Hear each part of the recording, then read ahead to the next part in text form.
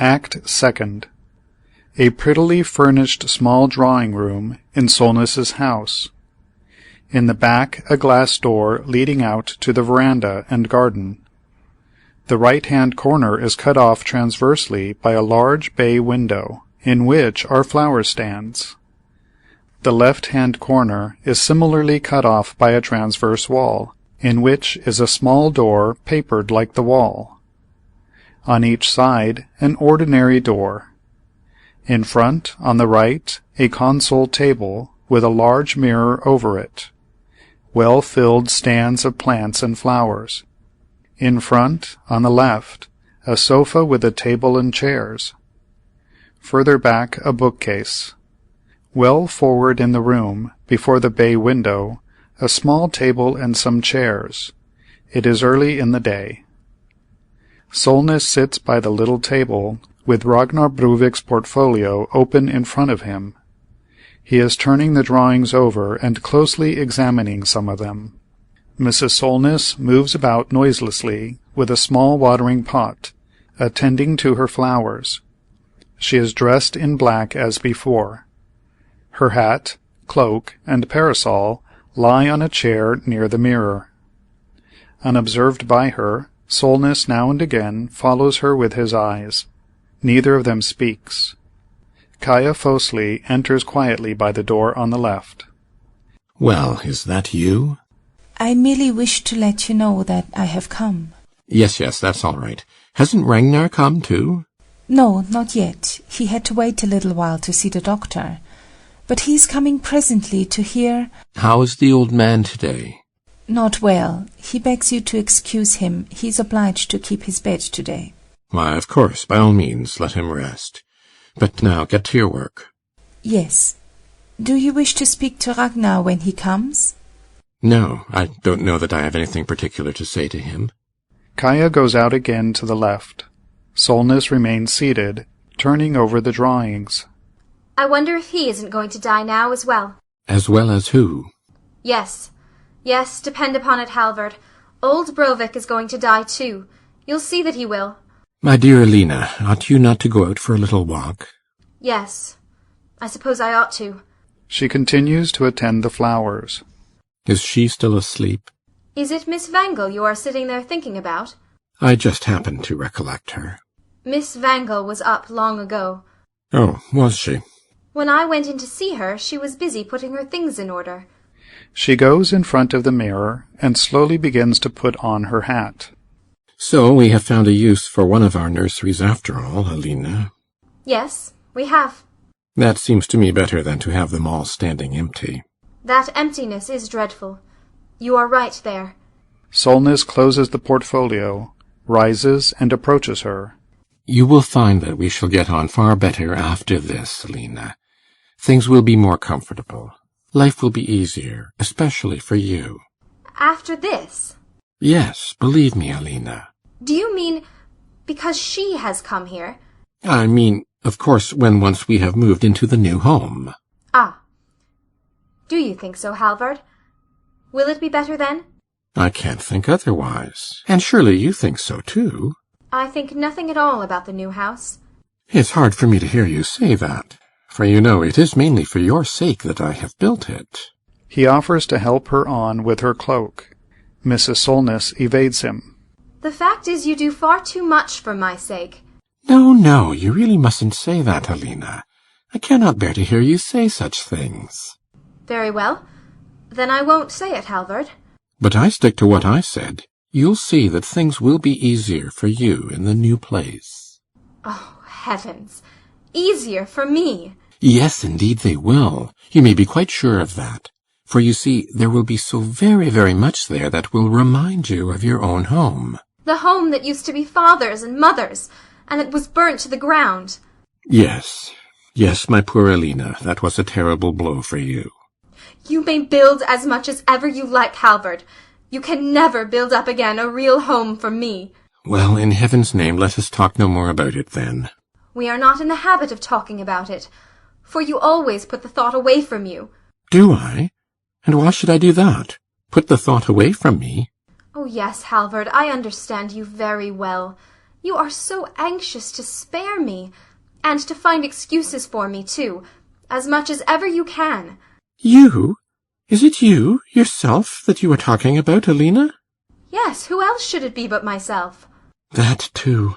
As for the old house, I wouldn't mind so much about that. When once misfortune was in the air, why— Ah, you are right there. Misfortune will have its way, as the saying goes. But it's what came of the fire, the dreadful thing that followed. That is the thing. That! Don't think about that, Alina. Ah, that is exactly what I cannot help thinking about. And now, at last, I must speak about it too, for I don't seem to be able to bear it any longer. And then, never to be able to forgive myself. Yourself? Yes, for I had duties on both sides, both towards you and towards the little ones. I ought to have hardened myself, not to have let the horror take such hold upon me, nor the grief for the burning of my home. Oh, Halvard, if I only had the strength! Alina, you must promise me never to think these thoughts any more. Promise me that, dear. Oh, promise, promise. One can promise anything. Oh, but this is hopeless, hopeless. Never a ray of sunlight, not so much as a gleam of brightness to light up our home. This is no home, Halvard. Oh, no, you may well say that. And God knows whether you are not right in saying that it will be no better for us in the new house either. It will never be any better. Just as empty, just as desolate, there as here. Why in all the world have we built it, then? Can you tell me that? No, you must answer that question for yourself. What do you mean by that, Alina? What do I mean? Yes, in the devil's name. You said it so strangely, as if you had some hidden meaning in it. No, indeed, I assure you. Oh, come now. I know what I know. I have both my eyes and my ears about me, Alina. You may depend upon that. Why, what are you talking about? What is it? Do you mean to say you don't find a kind of lurking, hidden meaning in the most innocent word I happen to say? I do, you say. I do that. It's natural enough, Alina, when you have a sick man on your hands. Sick? Are you ill, Halvard? A half-mad man, then. A crazy man. Call me what you will. Halvard, for God's sake. But you are wrong, both you and the doctor. I am not in the state that you imagine. He walks up and down the room. Mrs. Solness follows him anxiously with her eyes. Finally, he goes up to her. In reality, there is nothing whatever the matter with me. No, there isn't, is there? But then what is it that troubles you so? Why, this, that I often feel ready to sink under this terrible burden of debt. Debt, do you say? But you owe no one anything, Halvard. I owe a boundless debt to you, Alina. What is behind all this? You may just as well tell me at once. But there is nothing behind it. I have never done you any wrong, not wittingly and wilfully at any rate, and yet it seems as though a crushing debt rested upon me and weighed me down. A debt to me? Chiefly to you. Then you are ill after all, Halvard. I suppose I must be, or not far from it. Ah, now it grows light. Hilda von Gell comes in. She has made some alteration in her dress, and let down her skirt. Good morning, Mr. Solness. Slept well? Quite deliciously. Like a child in a cradle. Oh, I lay and stretched myself like a princess. You were thoroughly comfortable, then? I should think so. And no doubt you dreamed, too. Yes, I did, but that was horrid. Was it?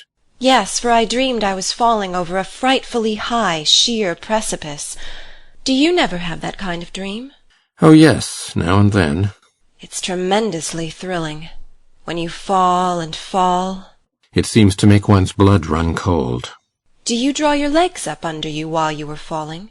Yes, as high as ever I can. So do I. I must go into town now, Halvard, and I'll try to get one or two things that you may require. Hilda, making a motion to throw her arms around her neck. Oh, you dear Mrs. Solness. You are really much too kind to me. Frightfully kind. Mrs. Solness deprecatingly freeing herself. Oh, not at all. It's only my duty, so I am very glad to do it. But really I think I am quite fit to be seen in the streets, now that I've put my dress to rights. Or do you think I am not? To tell you the truth, I think people would stare at you a little. Pooh! Is that all? That only amuses me. Yes, but people might take it into their heads that you were mad too, you see. Mad? Are there so many mad people here in town, then? Here you see one, at all events. You? Mr. Solness? Have you not noticed that yet? No, I certainly have not. And yet, perhaps in one single thing. Ah, do you hear that, Alina? What is that one single thing, Miss Fangle? No, I won't say. Oh, yes, do. No, thank you. I am not so mad as that. When you and Miss Fangle are alone, I dare say she will tell you, Halvard. Ah, you think she will?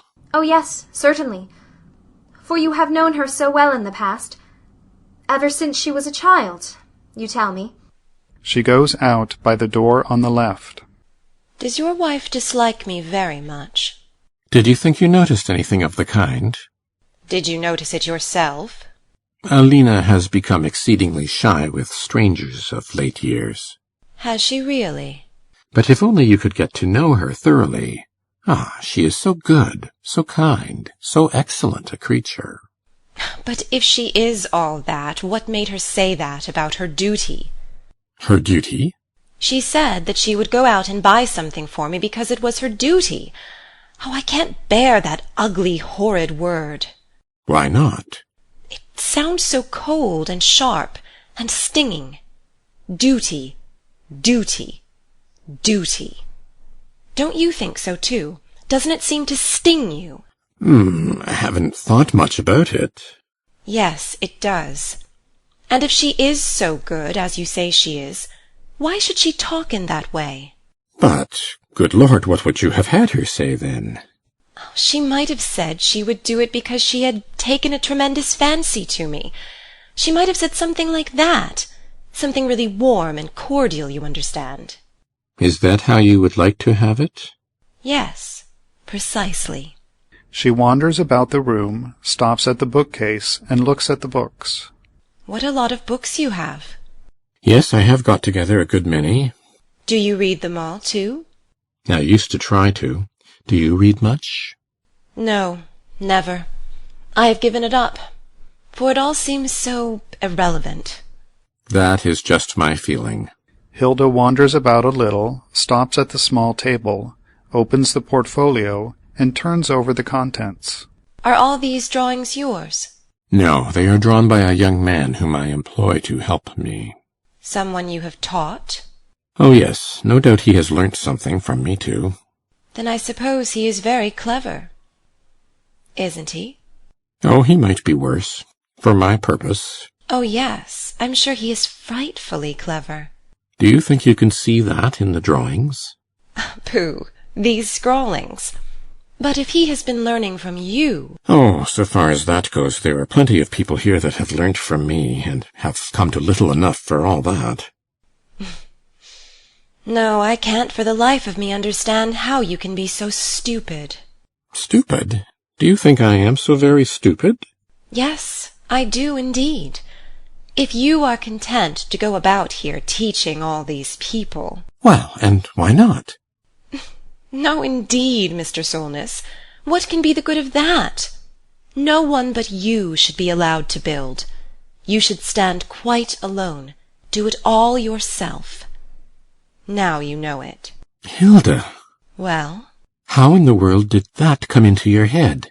Do you think I am so very far wrong, then? No, that's not what I mean. But now I'll tell you something. Well? I keep on, incessantly, in silence and alone, brooding on that very thought. Yes, that seems to me perfectly natural. Perhaps you have noticed it already? No, indeed I haven't.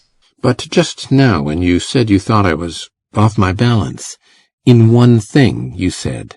Oh, I was thinking of something quite different. What was it? I am not going to tell you. Well, well, as you please. Come here, and I will show you something. What is it? Do you see over there in the garden? Yes. Right above the great quarry? The new house, you mean? The one that is being built, yes, almost finished. It seems to have a very high tower. The scaffolding is still up. Is that your new house? Yes. The house you are soon going to move into? Yes. Are there nurseries in that house, too? 3, as there are here. And no child? And there never will be one. Well, isn't it just as I said? That You are a little mad, after all. was that what you were thinking of? Yes, of all the empty nurseries I slept in. We have had children, Alina and I. Have you? 2 little boys. They were of the same age. Twins, then? Yes, twins. It's 11 or 12 years ago now. And so both of them... You have lost both the twins, then? We kept them only about 3 weeks, or scarcely so much. Oh, Hilda, I can't tell you what a good thing it is for me that you have come, for now at last I have someone to talk to. Can you not talk to her, too? Not about this. Not as I want to talk and must talk, and not about so many other things either. Was that all you meant when you said you need me? That was mainly what I meant, at all events yesterday. For today I am not so sure. Come here and let us sit down, Hilda. Sit there on the sofa, so that you can look into the garden. Hilda seats herself in the corner of the sofa. Solness brings a chair closer. Should you like to hear about it? Yes, I shall love to sit and listen to you. Then I will tell you all about it. Now I can see both the garden and you, Mr. Solness. So now, tell away. Begin. Out there on the rising ground where you see the new house. Yes? Alina and I lived there in the first years of our married life. There was an old house up there that had belonged to her mother, and we inherited it, and the whole of the great garden with it. Was there a tower on that house, too? No, nothing of the kind. From the outside it looked like a great, dark, ugly wooden box, but all the same it was snug and comfortable enough inside. Then did you pull down the ramshackled old place? No, it was burnt down. The whole of it? Yes. Was that a great misfortune for you? That depends on how you look at it. As a builder, the fire was the making of me. Well, but... It was just after the birth of the 2 little boys. The poor little twins, yes. They came healthy and bonny into the world, and they were growing too. You could see the difference day to day. Little children do grow quickly at first. It was the prettiest sight in the world to see Alina lying with the 2 of them in her arms. But then came the night of the fire. What happened? Do tell me. Was anyone burnt? No, not that. Everyone got safe and sound out of the house. Well, and what then? The fright had shaken Alina terribly. The alarm, the escape, the breakneck hurry, and then the ice-cold night air, for they had to be carried out just as they lay, both she and the little ones. Was it too much for them? Oh, no, they stood it well enough, but Alina fell into a fever, and it affected her milk. She would insist on nursing them herself, because it was her duty, she said. And both our little boys, they They did not get over that. No, that they did not get over. That was how we lost them. It must have been terribly hard for you. Hard enough for me, but 10 times harder for Alina. Oh, that such things should be allowed to happen here in the world. From the day I lost them, I had no heart for building churches. Did you not like building the church tower in our town? I didn't like it. I know how free and happy I felt when that tower was finished. I know that too. And now I shall never, never build anything of that sort again, neither churches nor church towers. Nothing but houses for people to live in. Homes for human beings, Hilda. But homes with high towers and pinnacles upon them. If possible. But, as I said before, that fire was the making of me, as a builder, I mean. Why don't you call yourself an architect, like the others? I have not been systematically enough taught for that. Most of what I know I have found out for myself. But you succeeded all the same. Yes, thanks to the fire. I laid out almost the whole of the garden in villa lots, and there I was able to build after my own heart. So I came to the front with a rush. You must surely be a very happy man, as matters stand with you. Happy. Do you say that too, like all the rest of them? Yes, I should say you must be. If you could only cease thinking about the two little children. The two little children. They are not so easy to forget, Hilda. Do you still feel their loss so much, after all these years? A happy man, you said. Well now, are you not happy, in other respects? When I told you all this about the fire... Well? Was there not one special thought that you seized upon? No. What thought should that be? It was simply and solely by that fire that I was enabled to build homes for human beings. Cozy, comfortable, bright homes where father and mother and the whole troop of children can live in safety and gladness, feeling what a happy thing it is to be alive in the world, and most of all to belong to each other in great things and in small. Well, and is it not a great happiness for you to be able to build such beautiful homes? The price, Hilda, the terrible price I had to pay for the opportunity. But can you never get over that? No. That I might build homes for others, I had to forego for all time, the home that might have been my own. I mean, a home for a troop of children, and for father and mother, too. But need you have done that? For all time, you say? That was the price of this happiness that people talk about. This happiness. This happiness was not to be bought any cheaper, Hilda. But may it not come right, even yet? Never in this world. Never. That is another consequence of the fire, and of Alina's illness afterwards. And yet you build all these nurseries. Have you never noticed, Hilda, how the impossible, how it seems to beckon and cry aloud to one? The impossible? Yes, indeed. Is that how you feel too? Yes, I do. Oh, then there must be a little of the troll in you too. Why of the troll? What would you call it then? Well, perhaps you are right. But how can I help turning into a troll when this is how it always goes with me in everything, in everything? How do you mean? Mark what I say to you, Hilda.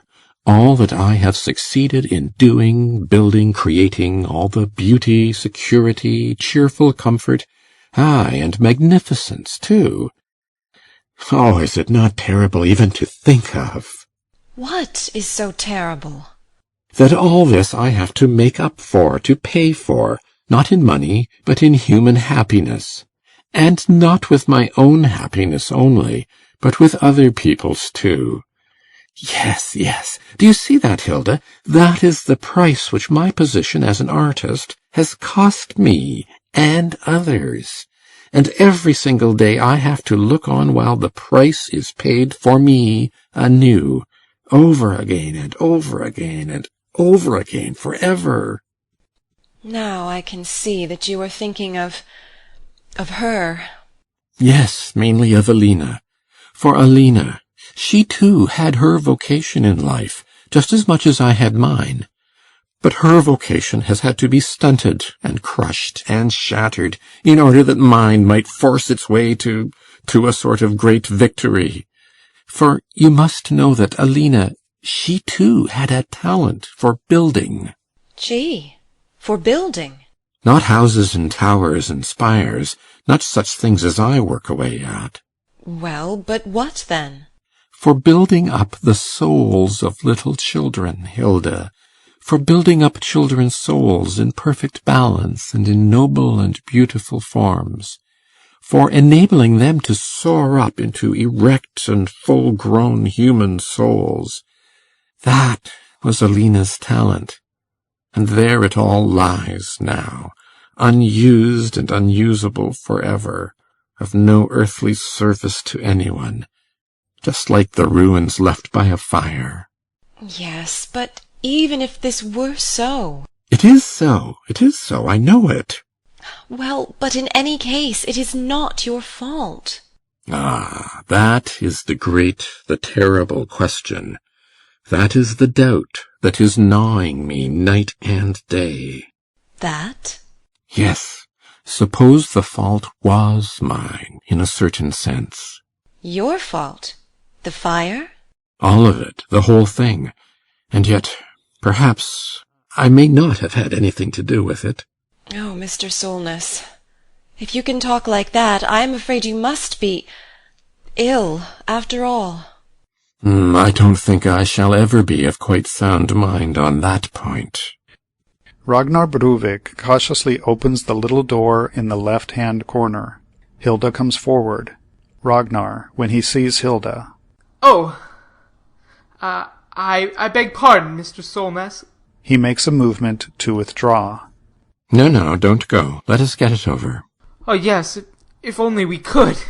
I hear your father is no better. Father is fast growing weaker. And therefore I beg and implore you to write a few kind words to me on one of the plans. Yes, something for Father to read before he... I won't hear anything more about those drawings of yours. Have you looked at them? Yes, I have. And they are good for nothing, and I am good for nothing too? Stay here with me, Ragnar. You shall have everything your own way, and then you can marry Kaia and live at your ease, and happily too, who knows? Only don't think of building on your own account. Well, then I must go home and tell Father what you say. I promised I would.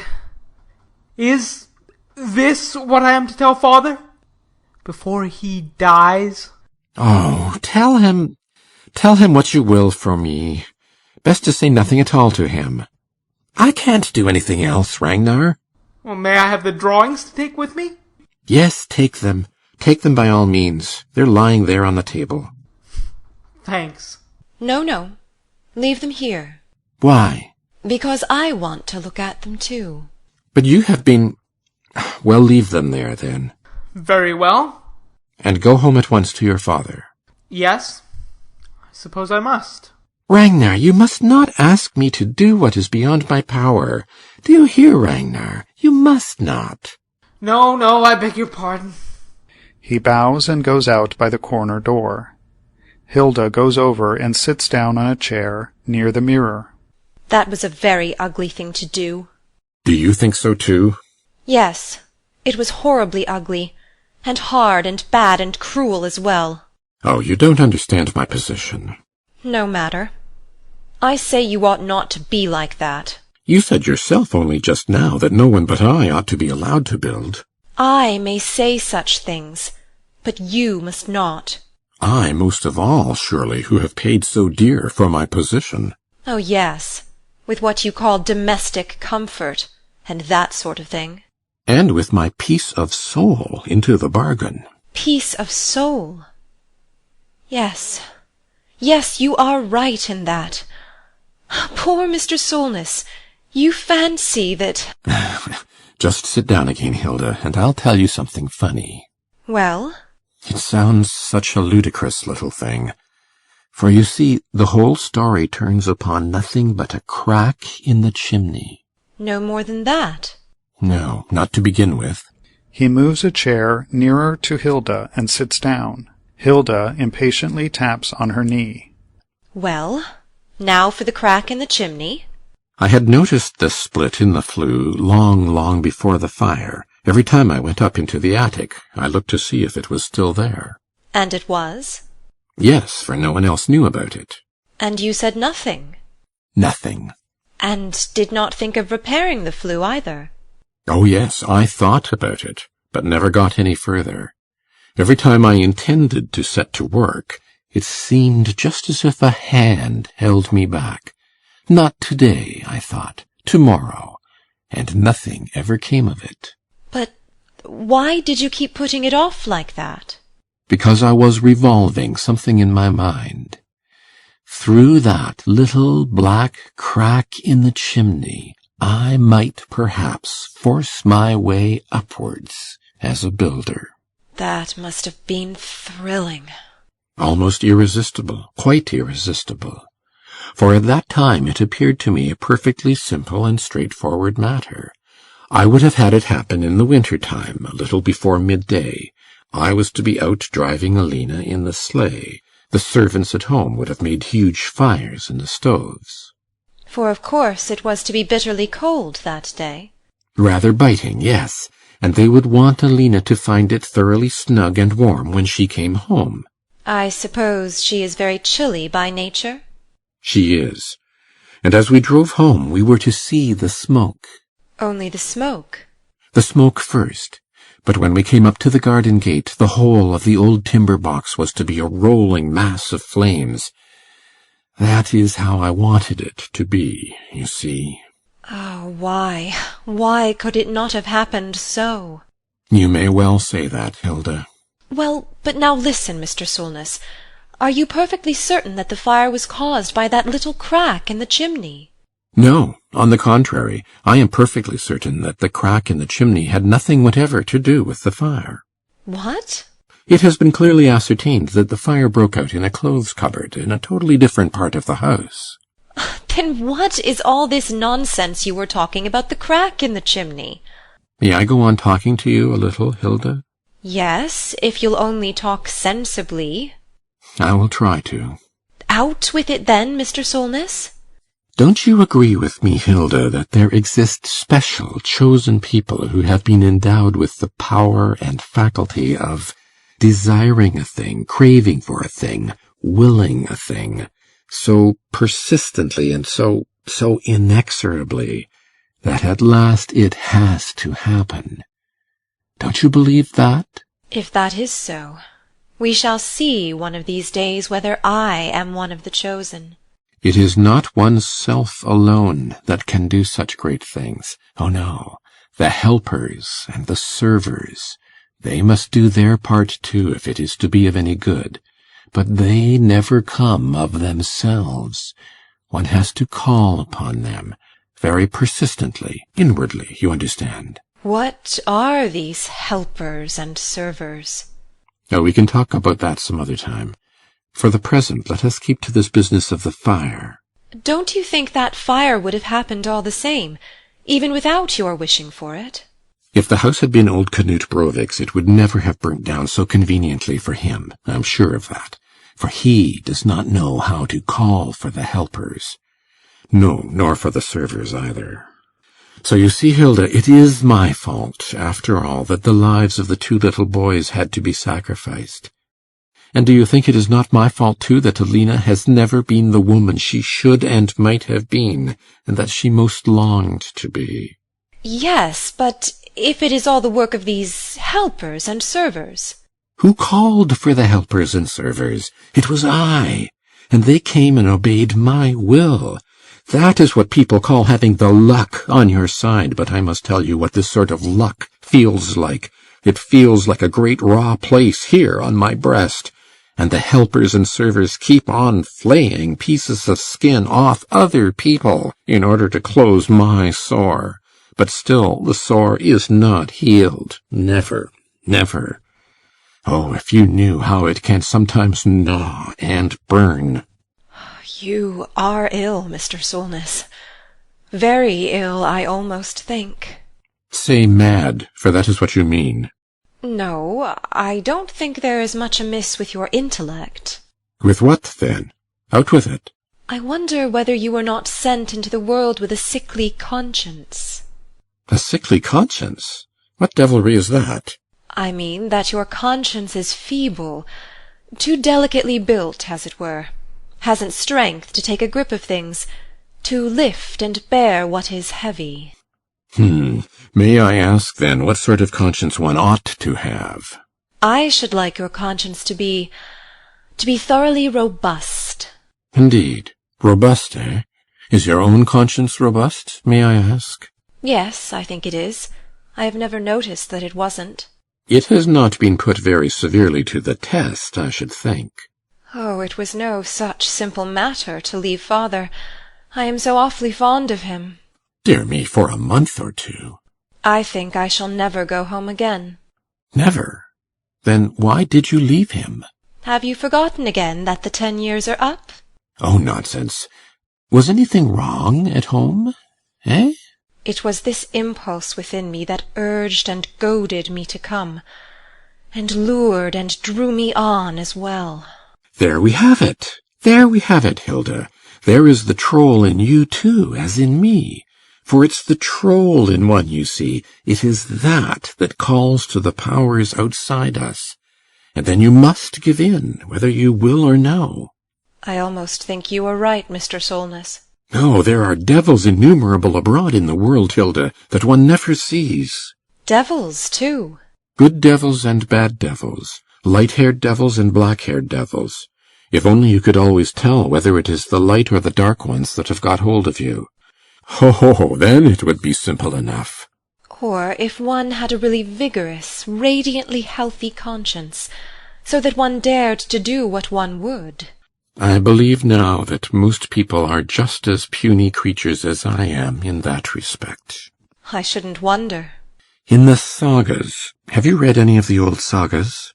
Oh, yes.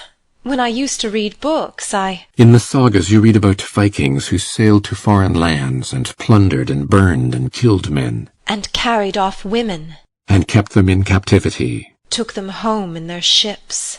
And behaved to them like the very worst of trolls. I think that must have been thrilling. To carry off women, eh? To be carried off.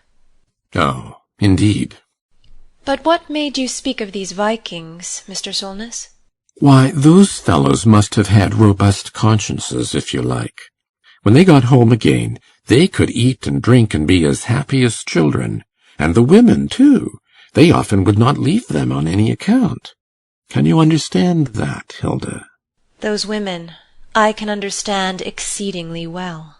Oh, perhaps you could do the same yourself. Why not? Live of your own free will with a ruffian like that? If it was a ruffian I had come to love. Could you come to love a man like that? Good heavens! You know very well one can't choose whom one is going to love. Oh, no, I suppose it is the troll within one that's responsible for that. And all those blessed devils that you know so well, both the light-haired and the dark-haired ones. Then I hope with all my heart that the devils will choose carefully for you, Hilda. For me? They have chosen already, once and for all. Hilda, you are like a wild bird of the woods.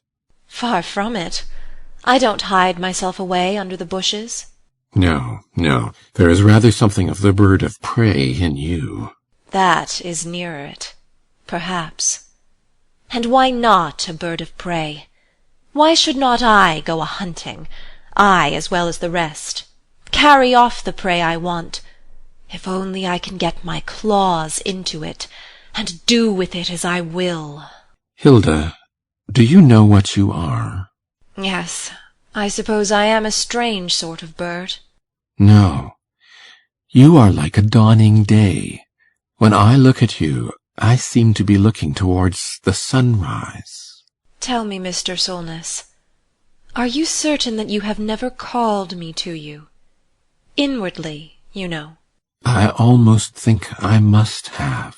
What did you want with me? You are the younger generation, Hilda. That younger generation that you are so afraid of. And which in my heart I yearn towards so deeply. Hilda rises, goes to the little table, and fetches Ragnar Bruvik's portfolio. We were talking of these drawings. Put those things away. I have seen enough of them. Yes, but you have to write your approval on them. Write my approval on them? Never. But the poor old man is lying at death's door. Can't you give him and his son this pleasure before they are parted? And perhaps he might get the commission to carry them out, too? Yes, that is just what he would get. He has made sure of that, has my fine gentleman. Then good heavens! If that is so, can't you tell the least little bit of a lie for once in a way? A lie?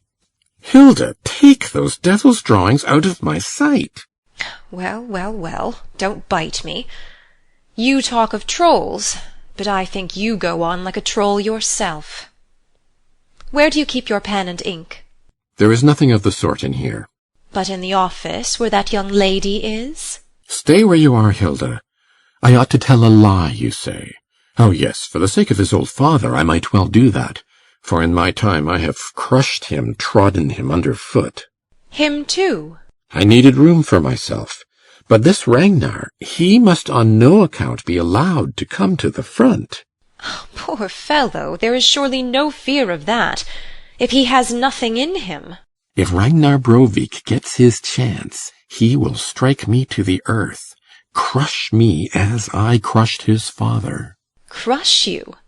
Has he the ability for that? Yes, you may depend upon it, he has the ability. He is the younger generation that stands ready to knock at my door, to make an end of Halvard Solness. And yet you would bar him out? Fie, Mr. Solness. The fight I have been fighting has cost heart's blood enough, and I am afraid, too, that the helpers and servers will not obey me any longer. Then you must go ahead without them. There is nothing else for it. It is hopeless, Hilda. The luck is bound to turn, a little sooner or a little later. Retribution is inexorable.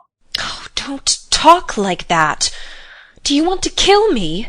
To take from me what is more than my life? And what is that? The longing to see you great. To see you, with a wreath in your hand, high, high up upon a church tower. Come, out with your pencil now. You must have a pencil about you. I have one here. Very well. Now let us two sit down here, Mr. Solness. Solness seats himself at the table. Hilda stands behind him, leaning over the back of the chair. And now we will write on the drawings. We must write very, very nicely and cordially, for this horrid Ruar, or whatever his name is. Tell me one thing, Hilda. Yes? If you have been waiting for me all these 10 years... What then? Why have you never written to me? Then I could have answered you. No, no, that was just what I did not want. Why not? I was afraid the whole thing might fall to pieces. But we were going to write on the drawings, Mr. Solness. So we were. Mind now, kindly and cordially. Oh, how I hate this Ruald. Have you never really cared for anyone, Hilda? For anyone else, I suppose you mean? For anyone else, yes. Have you never? In all these 10 years? Never? Oh, yes. Now and then. When I was perfectly furious with you for not coming. Then you did take an interest in other people, too. A little bit. For a week or so. Good heavens, Mr. Solness, you surely know how such things come about. Hilda, what is it you have come for? Don't waste time talking. The poor old man might go and die in the meantime. Answer me, Hilda. What do you want of me? I want my kingdom. He gives a rapid glance toward the door on the left, and then goes on writing on the drawings. At the same moment Mrs. Solness enters. Here are a few things I have got for you, Miss Wangel. The large parcels will be sent later on. Oh, how very, very kind of you. Only my simple duty. Nothing more than that. Solness, reading over what he has written. Alina, Yes? did you notice whether the bookkeeper was out there? Yes, of course. She was there. Solness puts the drawings in the portfolio. She was standing at the desk, as she always is, when I go through the room. Then I'll give this to her and tell her that Hilda takes the portfolio from him, Oh, no. Let me have the pleasure of doing that. goes to the door but turns. What is her name? Her name is Miss Fossley. Pooh, that sounds so cold. Her Christian name, I mean. Kaya, I believe. Kaya, come in here. Make haste, Mr. Solness wants to speak to you. Kaya Fosli appears at the door. Here I am.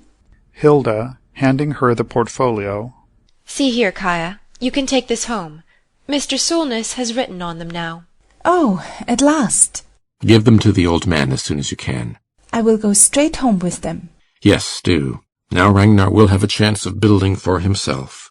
Oh, may he come and thank you for all? I won't have any thanks. Tell him that from me. Yes, I will.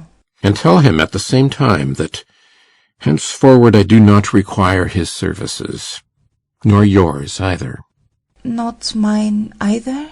You will have other things to think of now, and to attend to, and that is a very good thing for you. Well, go home with the drawings now, Miss Fossley. At once, do you hear? Yes, Mr. Solness. She goes out. Heavens! What deceitful eyes she has! She? That poor little creature? Oh, I can see what I can see, Halvard. Are you really dismissing them? Yes. Her as well? Was not that what you wished? But how can you get on without her? Oh, well, no doubt you have someone else in reserve, Halvard. Well, I, for one, am not the person to stand at a desk. Never mind. Never mind. It will be all right, Lena. Now, all you have to do is think about moving into our new home as quickly as you can. This evening we will hang up the wreath. What do you say to that, Miss Hilda? It will be splendid to see you so high up once more. Me? For heaven's sake, Miss Wangel, don't imagine such a thing. My husband, when he always gets so dizzy. He get dizzy? No, I know quite well he does not. Oh, yes, indeed he does. But I have seen him with my own eyes, right up at the top of a high church tower. Yes, I hear people talk of that, but it is utterly impossible. Impossible? Impossible, yes, but there I stood all the same. Oh, how can you say so, Halvard? Why, you can't even bear to go out on the second-story balcony here. You have always been like that. You may perhaps see something different this evening. No, no, no. Please God, I shall never see that. I will write at once to the doctor, and I am sure he won't let you do it. Why, Alina! Oh, you know you're ill, Halvard. This proves it. Oh, God! Oh, God! She goes hastily out to the right. Is it so? Or is it not? That I turn dizzy? That my master builder dares not, cannot, climb as high as he builds? Is that the way you look at it? Yes. I believe there is scarcely a corner in me that is safe from you. Up there, then. Right up there. You might have the topmost room in the tower, Hilda. There you might live like a princess. Yes, that is what you promised me. Did I really? Fie, Mr. Solness. You said I should be a princess, and that you would give me a kingdom. And then you went and... well... Are you quite certain that this is not a dream? A fancy that has fixed itself in your mind? Do you mean that you did not do it? I scarcely know myself. But now I know so much for certain that That you... say it at once. that I ought to have done it. Don't tell me you can ever be dizzy. This evening, then, we will hang up the wreath, Princess Hilda. Over your new home, yes. Over the new house, which will never be a home for me. He goes out through the garden door. Hilda looks straight in front of her with a far-away expression, and whispers to herself. The only words audible are, Frightful.